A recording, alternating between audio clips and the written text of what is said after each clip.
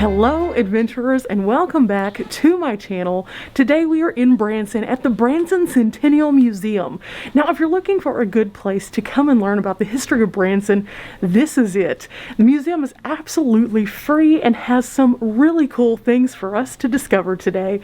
So without further ado, let's roll the intro and find out more about the Branson Centennial Museum.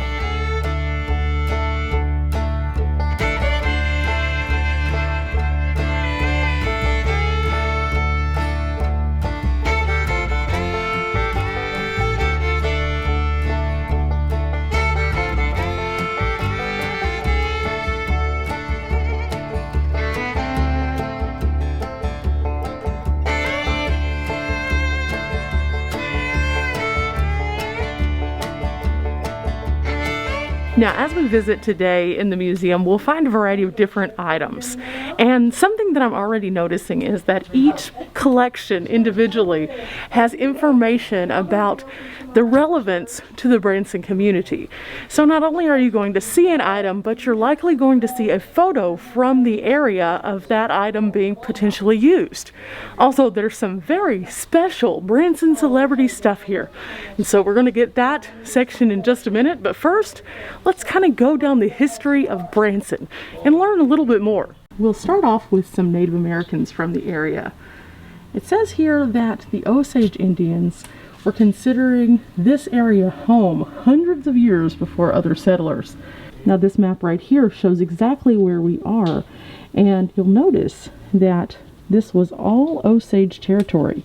It was a very large chunk of Missouri.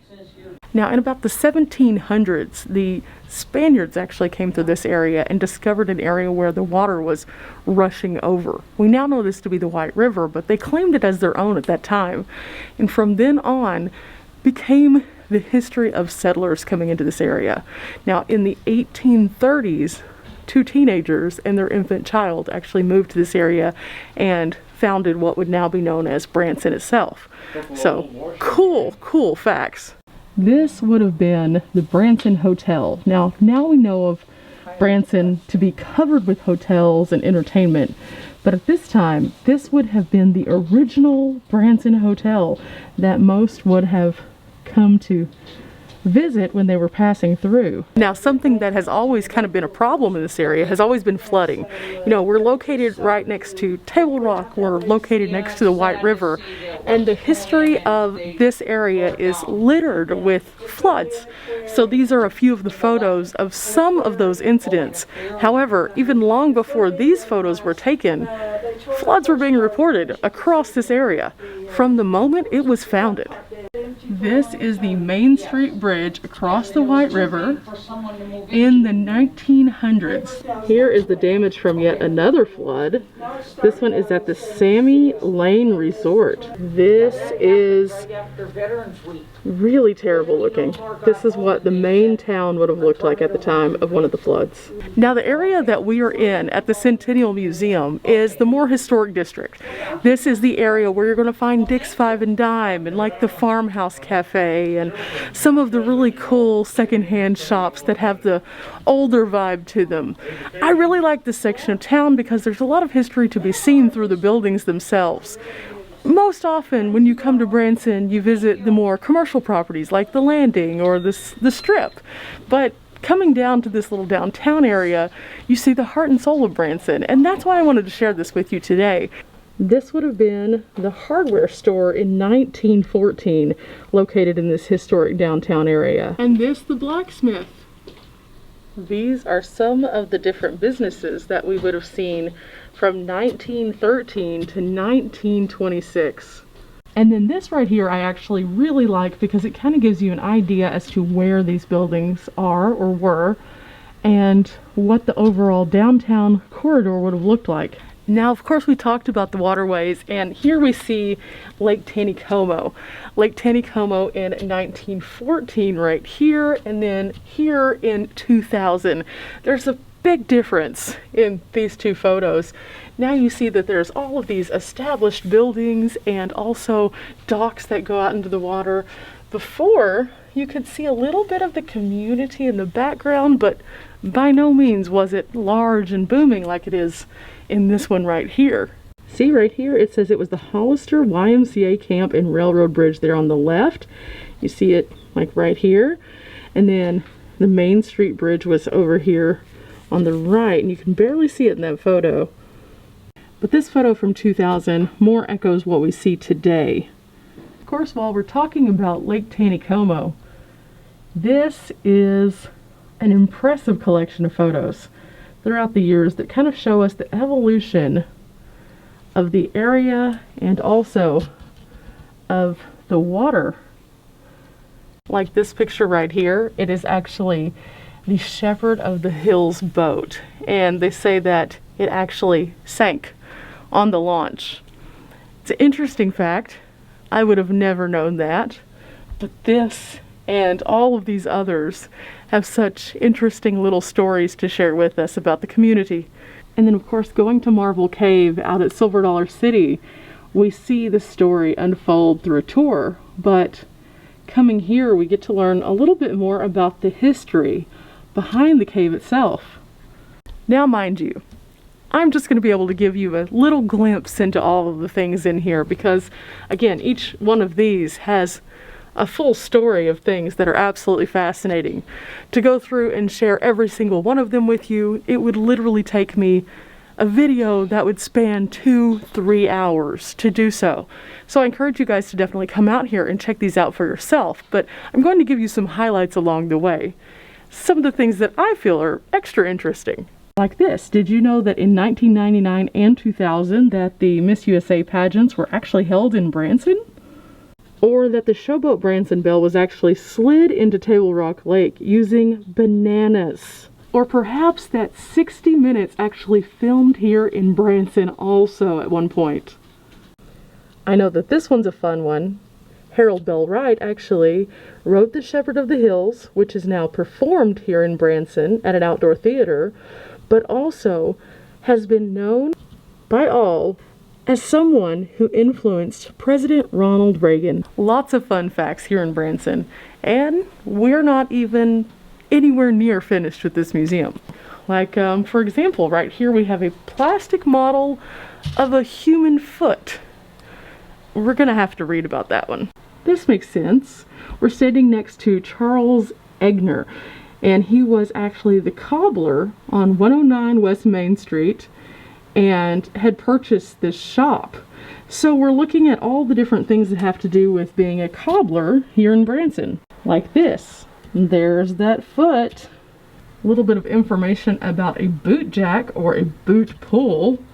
These were actually used to remove the boots.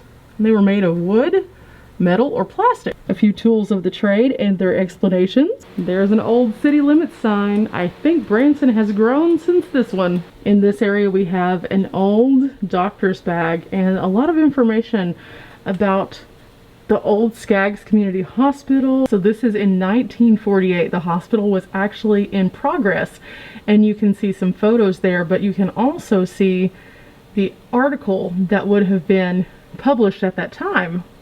Now, why is a hospital important? This was Branson's first real hospital. It was built in the 40s, and it actually has evolved into what we now know as our current modern-day health system here in Branson. In the 50s and 60s, this is what a room might have looked like. And this here is Dr. Harry Troy Evans, who actually went from horseback to the Skaggs Community Hospital. This is GB Doc Herndon, which was another instrumental doctor here in that area. Some old medical supplies. And then we also have some information about the pharmacies here. And some of this is interesting because look at the age on these. These are definitely relics from the past that are very different than modern day things. So it's neat to come in and see the differences. Now, if you're coming into Branson, you're probably thinking, okay, it's a fun place to go, but do I really need to know all of the history? Yes, you do. because the history is what makes this community so charming, and part of the reason why I enjoy uncovering a little bit more of it each time.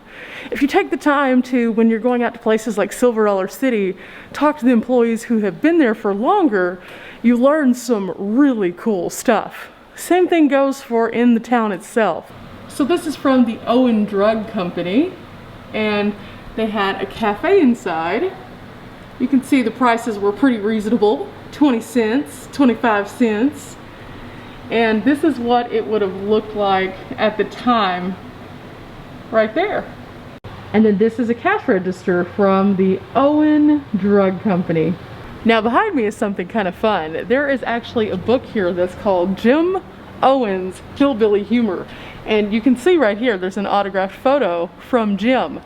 Now, this is something brand new to me. I did not know that that book right there was from someone who was tied to the community. But not only were they tied to the community, they did a lot of cool things for the community. So you can see in here, they have the Owen boat line, and here they have a photo of a bunch of kiddos. Well, this was the free Christmas matinee that they would have at their show place for the kids. So this all ties into the shows that we have now to this day here in Branson. And here it is. This is the Jim Owen Theater, 1937, and they would do a hillbilly theater show. Remember how we were talking about the Shepherd of the Hills? Well, guess who had his first starring role in it? John Wayne. In the movie adaptation, John Wayne actually starred in Shepherd of the Hills, and the premiere was held at the Owen Theater. Now let's just say this was not John Wayne's best performance, and that was echoed through the response at the premiere. The legacy of the Shepherd of the Hills is one that is extremely touchy because it's such a powerful part of the Branson culture. So you need to do it right, and I think that they didn't feel like he brought justice to it. But fame doesn't stop there, nor does it stop on that 76 strip that we've all come to love. There's actually someone here who you've probably seen on every shelf across the United States in bookstores and maybe potentially in your grocery store book aisle. Do any of these books look familiar to you? Famed romance novelist Janet Daly calls Branson home. And something else you might have noticed if you've come to Branson, there are a lot of golf courses, like a lot. I had no idea how many golf courses there were until I took a little bit of time and just kind of kept having to scroll up. But there was actually a famous golfer who loved Branson so much that he moved his whole family from Chicago to Branson just so that he could enjoy the sport of golf. And that was Don Gardner. Now, much like floods, Branson has seen their fair share of fires. And here we see just the impact of some of those fires. There's been a lot, guys. The area around us is so beautiful and so well covered with trees, but unfortunately sometimes that makes it a target to these kind of disasters. This was the Empire Inn. It was a large first-class motel. It was at Hollister Bridge in Lake Taneycomo. This is actually the Branson High School, and it happened in 1958. Now, unfortunately, in this particular incident, there was one person who had gone in to make sure they got their Christmas coat, their brand new gift. And although they were rescued, they did perish as a result of exposure to the fire. And here are some of the items that have been donated to the museum, representing all of the brave firefighters. And much like the firefighters, we do have something coming to us from the law enforcement category. In 1982, the very first woman was hired to the Branson police force. Her name was T.J. Wyatt. And right here you can see some of the different history of the police force here in Branson.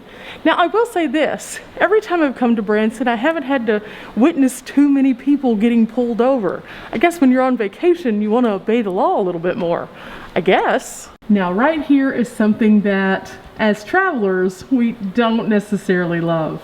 but for the community, it was absolutely instrumental in helping them to be able to move forward. This was House Bill number 3, signed in 1997, and this established the local tourism tax. Here you can find the pen that was actually used, as well as all the signatures on this particular item. Of course, you can't come to Branson without thinking about Dick's Five and Dime. And this little section right here is all about Dick's. Yep, that yellow and red really shines when you come downtown. You can't miss it. Now in 2016, Dick's Five and Dime crossed over a huge milestone. They became the oldest business to still be running in the downtown area, which is really awesome. And again, if you go to Dick's, there's a little bit of everything in there, so you can see why they've remained open all this time. They have something for everyone, whether you're a tourist or a local. There's fun stuff in there. There's stuff that actually is functional for your homes. Dick's is a must-see. I've done a video about that. I'm going to leave that somewhere in the corner or the description for you guys. Another familiar face as we come down here. We've been to Ripley's, we've seen Mr. Robert Wadlow, but did you know that Robert Wadlow actually has a tie to the Branson area? If you come in here, you need to check this out. It goes into a little bit more detail about that. And these photos are amazing. They're so iconic. It's hard to kind of envision how tall someone is until you can see a photo like this. Now guys, on this back wall here, we have some really interesting, fun games. And these are really cool. These are like versions of basically like Monopoly for Branson, and then this one looks like it's Candyland, but not. This one is of Silver Dollar City. And if you look here, we have Luck of the Draw, Hoedown Time. And look, all of these different little areas are actually the areas around Silver Dollar City. That is so fun. And now we move into what most people come to Branson for: music. Music, music, music.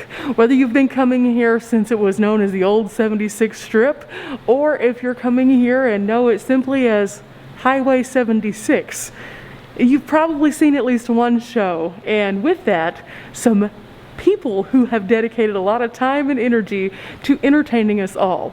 Here is one of them. This is a record from Bob Hubbard, and Bob Hubbard actually performed on that very 76 Strip for 19 years as a part of the Foggy River Boys. But long before that, Bob performed in a capacity all his own. Now, Bob was inspired from a young age. He did all sorts of different kinds of acts and actually joined a quartet to sing Christian music.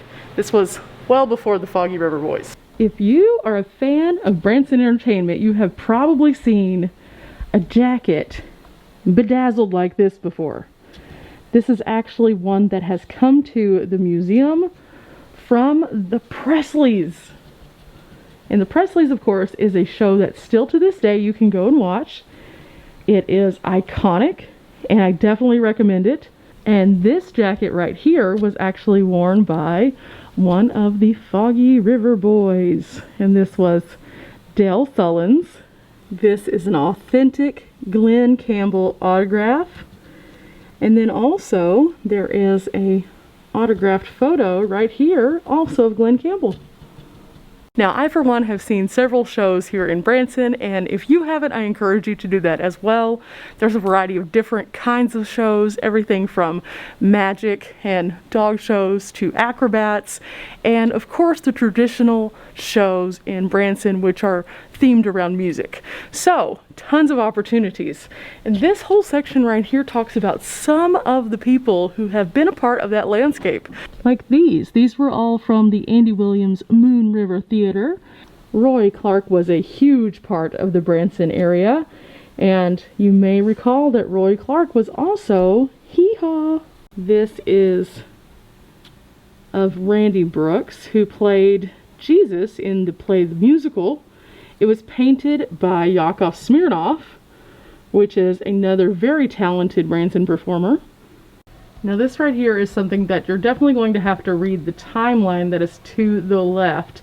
It talks about the Corn Crib Theater. The Corn Crib Theater is one of those things that you've heard about but might not remember where. Think Beverly Hillbillies.